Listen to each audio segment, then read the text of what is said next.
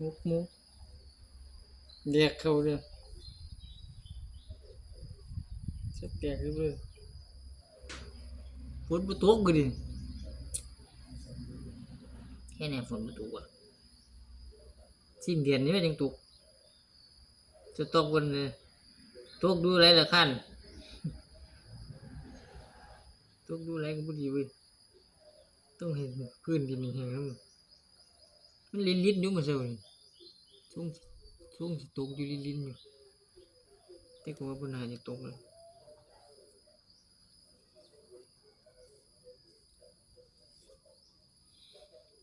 เขาเรียกด้วย